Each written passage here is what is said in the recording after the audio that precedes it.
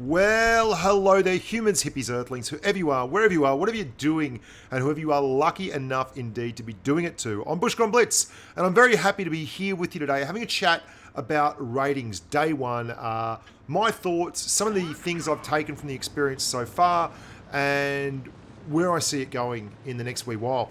It should be noted, obviously, before we kick off any further, that this is the pilot rating season. So I know there's going to be some imperfect parts of the structure and the whole experience, but it's there for a challenge and it's there for Wargaming to see how it goes and where all the things go from here is up to them and our feedback and obviously how it performs and the way the player base acts and all that kind of things. But I want to talk about my personal experience. I did a 30-minute video rating the tanks. Now, there's a couple of things that have come to me since that video that I think have really crystallized and been clarified for me. One was I put 2 tier 9 tanks in there saying these are the best tier 9 tanks you should be driving. I just like to say, just don't drive a tier 9 tank. If you're driving a tier 9 tank, you're putting yourself right up against it from the get-go in terms of personal performance. It is fair in that the other team will get a tier 9 tank too. The matchmaking has been absolutely, unequivocally fair as far as I can see thus far. But yeah, don't drive a tier 9 tank. And for me, I drove the T110E4 and I was really happy with the tank's performance, as you can see from this game. But I found that I was doing awfully big damage games and coming second. And you can do 5.5k all the time in public games and think that's a good game and make a video about it, and that's all well and good, but it's just not cutting the mustard. So I experimented, I ran some different tanks, and I was pretty spot on for me. And that was obviously, for me personally, with the tanks that I thought were going to be good. The tanks that I thought were going to be good at tier 10, the one I thought would be really good was the IS-7. Now, I rebought the IS-7. This is my personal account, by the way, Bushka Grump. I rebought the IS-7 and gave it a go, but I didn't have the spare parts for it. In fact, I only had enough spare parts to get absolutely nothing on it. It's all just got first tier equipment.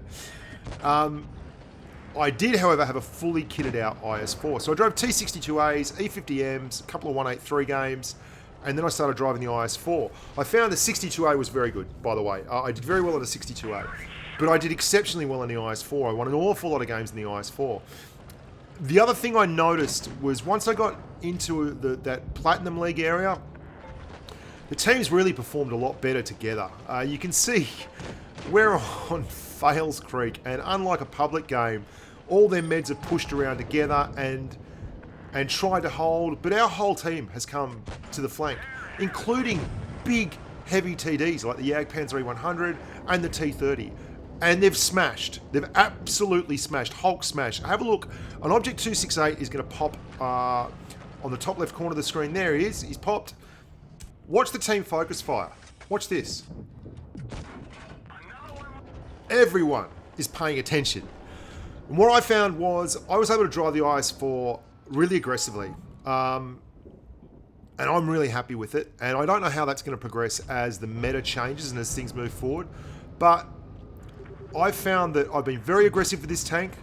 And it's done tremendously well for me being aggressive. And I've played it. And this has been a really refreshing thing for me. The teams have been good, don't make no mistakes. Like we've had lots and lots of games where there have been many 60% win rate players and above in teams. But the matchmaking for the most part has been fair, and I've had lots and lots of games where nearly everyone has been over 50%. So you can see that there is, as you progress up the levels and you get higher ratings, things do in fact change up and get harder. Watch this, I'm going to try and take hits for this Jagdpanzer E100. I'm going to move across him and get there in front of him and give that AMX a target and try and help my buddy out in the Jag, because I'd never do that in a public game. Absolutely never do that in a public game. But yeah, ratings game, I just want to win, and he's a good tank to keep alive. And I'd also never do this. I'm going to roll forward and soak up damage because I want to put hits in, and I want to be the guy on my team taking the hits because I'm the best equipped in my team to take the hits, and I want to put these guys in a horrific position, this Leopard and everyone else, and we did that and we were really successful. That's how I've been driving this tank. I'm more than willing to take the odd hit and actually dish some hits back out, and it's been great fun. And I've been playing for field position. If you were a football fan, you'd know you want to play for field position. You want to play all the game in the opposition's field, create pressure, and really hold the stuff that's important and force them into errors. And I've enjoyed doing that. It's been the role that I used to love in the old RPGs. I would always drive a tank. I'd always be the tank. I'd be the guy who, if I was in raids or doing anything kind of thing, I wanted to be the big meaty guy who took all the hits. And that's exactly how I've been playing the game today. And the IS-4's been fantastic for that. It's been really, really, really good. And we've had some top quality gameplay. This game stood out early on as one of the better examples of just how good the gameplay's been. Look at the red team. There's an IS-7 there. I want to get round into him. I don't really want to expose myself. I don't have the gun depression. There's another IS-7 directly behind him. There are heavies moving across. They've got 2 TDs supporting on the flank. Our whole team is down here. We've got people side scraping. I'm trying to cover up this Object 140 so that he can't get hammered. I move back so he can have a shot. And then, obviously, it's all just such serious gameplay. That PTA, the 140 is going to go down. That IS-7 is all over him, so I push across again.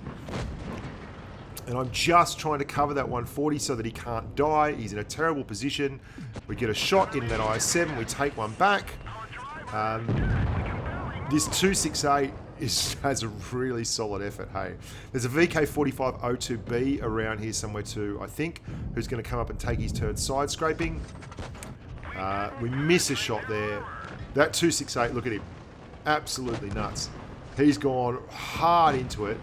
That IS-7 can't get a shot into him. He's just trying to get rid of that FV215B183. There we go. We get another one into the IS-7. Here comes the VK. He's taking his turn at the front. 268's gone down. Everyone's side scraping and angling. It's just, this is not what you get in your normal public games. Hey, there's very few YOLOs going on. People are playing the angles. People are playing defensively. Our grill and the other IS-4 have pushed around and are really pressuring up from the other side and pincering in. That VK's done his job. I'm going to push up now, and I'm trying to side across so that I'm actually helping him out, but he's all right now. It looks like we're starting to move forward. PTA there. VK's going to nut him. As soon as he's got him, I push around into the IS-7's back. That pressure from our IS-4 and our grill from the other side has really built up. Their IS-7, who's on my right, can't actually see me. I'm going to take another hit from this IS-7, but I really want to put damage into him. I've found IS-7s to be tremendously tough opponents. They are such buggers of tanks. And, I mean, this is going to be a 5 tank to 1 win, but it really wasn't. It was just so many hit points gone on our team, but we had guns left in the game at the end. And that is just, you won me wargaming with that game. Like, as soon as I played that game, I just felt so happy that I'd had the opportunity to play games like that during the day, during a normal school day, when it just wouldn't normally happen. Now, admittedly, this is further up. This is getting into Platinum League and moving on, which is really, really cool. Something else that has been cool about this is it's forced you to play Supremacy. And it's one of the reasons why I've gone away from the T110E4 and the bigger stuff. I did try the 183 in that, and I just didn't like them. I really didn't. I played the Foch a bit on my contributor account and did very well in it, in fact. I think I won 3 out of 3 in that. And it was very, very quick, which meant that in Supremacy games, it was actually very, very good. It was excellent to be able to get out there that quickly in a Supremacy game and actually cap and support mediums, which is what I did with it. And that's exactly how I thought I'd play that tank anyway. But the other thing is I've been unequivocal about pushing into cap points and getting caps and building pressure through caps and then defending them. That's something a lot of people don't seem to realise is it's all well and good to take a cap, but then hang there and defend it. I'm counting the tanks now. Our whole team is over there. If I move from this position here, there's going to be at least 2 tanks who are going to come along behind us. They may possibly be able to put pressure on the back of the team, and they're also going to be able to take my cap. So I'm just going to hold. It's a mindset you've got to get through, and it's something that I've noticed a lot of people don't have after this first day. It's all well and good to do damage, but this is not a public game. There are a lot of people that are spending their hit points, but they're not spending them effectively. They're spending their hit points at the end of the game when the game is lost, and they're doing good damage, but they're still losing the game, and they're not changing their mindset to actually try to take caps, try to take points, try to build pressure, even if it costs you some hit points. Like getting a gun out of the game, if it costs you hit points, is worth it. And this 103's pushed up, he's trying to make something happen. And if the IS-4 had pushed up behind him, he actually probably would have been able to take me out. But the rest of my team then turned around and supported, and the IS-4 was a little bit soft. Likewise, I've had so many games like this where it has come down to the last moments in the game, and we've won it because we've capped. I capped 2 key areas in this game. I capped 2 of them, and I'm going to cap another one over there. And it's going to be very, very, very important. And I am very low on hit points. Their IS-7 is pushing around. They want the T-54 to run. He's in a real tight spot. That T-57 is going to go across. I'm unspotted. I'm going to put one into the T-57. And the IS-7 is going to come over on my right. I can still see that he's capping. He's now stopped capping base B, so I know he's moving towards me. And, well, not stopped, he's finished capping. And he's going to get over here. We're on 908. Here we go. Got to get rid of this E-75, but he's going to get one into me. IS-7 is coming around. Look at this. 971. I'm literally just balancing this on a knife's edge. There we go. Got us to 1,000. Just in time to get wrecked. How about them apples? You think that would be a rare thing, but it really hasn't been. I've had so many games like that. And this game, I told the team at the start, I said A and B, and once we capped both A and B, I think we had an E100 that capped B really quickly, and once we captured them both, I just said hold, defend, and we win. Now, you're going to see why I love this. The whole team just keeps holding until the pressure builds and builds and builds and builds, and the red team just starts hammering, and even though some of our team really go out and put themselves in harm's way and after doing all the good work nearly lose it, you can see that like the Reds are just coming down here like bats out of hell, and we are getting swamped. We're now down 3 tanks to 6. There's an STB-1 over there who the guys are just trying to win it. I'm like, don't go, please. In my head, I'm going negative, negative, negative, negative, negative, negative, and he still goes out, and we get 1,000. We win it despite the fact we're 4 tanks down. Look at them coming through the walls. Caps are just vital. And teams that play as a team and play to win and don't play for damage are just killing it. I'll leave you with this one. This is the last game I'll show you from today. The pattern says negative. I'm saying yes, we're going left. Well, mate, I'm going left. I say negative, negative, negative. I called left. I said negative when they said it. They're saying right. No. The reason is this map, Canal. I've watched it in Twister Cup. I've watched the best players in the world play it, and this is where they go. No one in Twister Cup goes the right-hand side, and our 2 mediums still go the right-hand side. It's like they're playing in a public match and they want to get damage. And our 183 also goes there, and all 3 of them have a go at me. The reason I went left is because the only part of the map that has any tactical value whatsoever is the cap point. It is the cap point.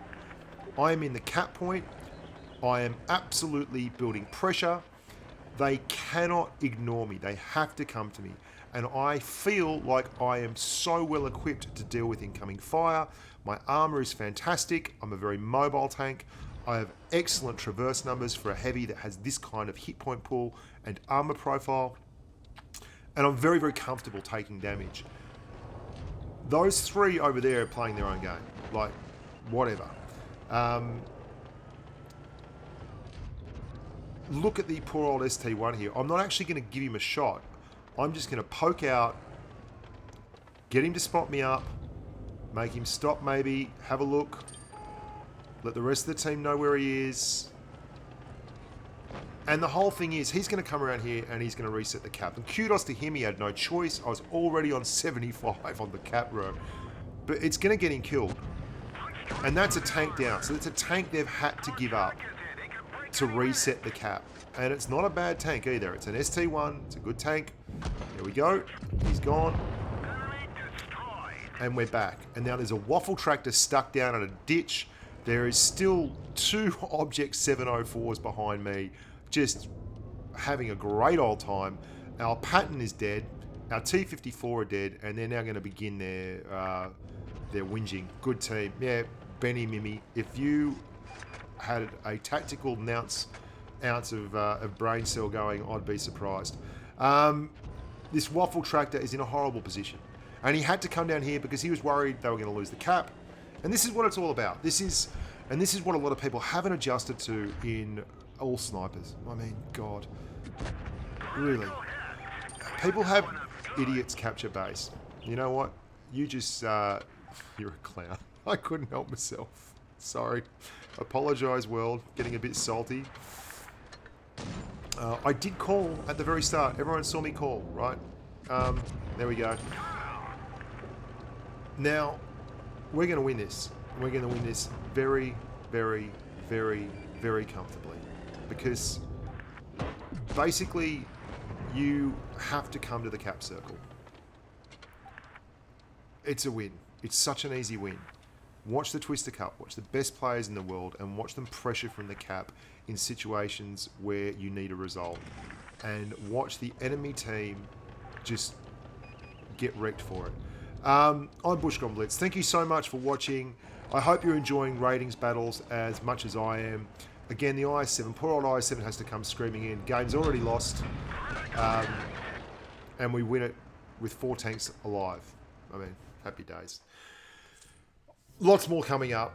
I'm going to be tracking ratings, see how we go. Hopefully it's always going to be as much fun as it was today. Until next time, look after yourselves and stay safe on the battlefield.